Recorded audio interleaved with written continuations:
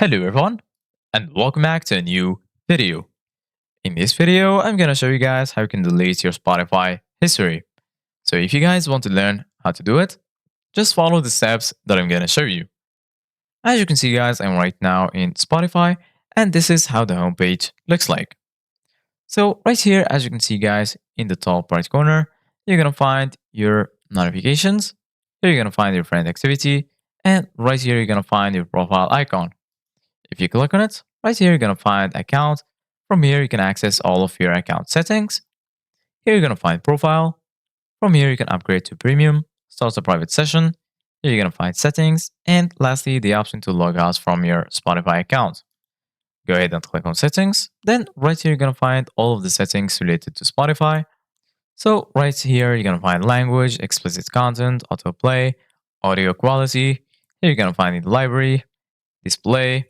From here, you can show the non-playing panel on click of play, show desktop overlay when you're using media keys, and see what your friends are playing. Here under social, you're going to find the option to enable publishing your new playlist on your profile. You can start a private session.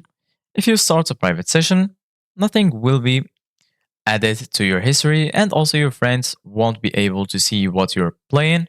Here you're going to find share my listening activity on Spotify, show my recently played artists on public profile, turn this option off, show my followers and following list on your public profile. Lastly, right here you're going to find playbacks and also some other things like startup and window behavior.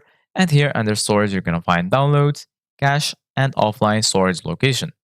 From here, you can delete all of your downloads. And the rest you're going to find cache. You can clear your cache if you want. Just click right here and then your cache will be cleared. So this is it guys for today's video. Thank you guys for watching.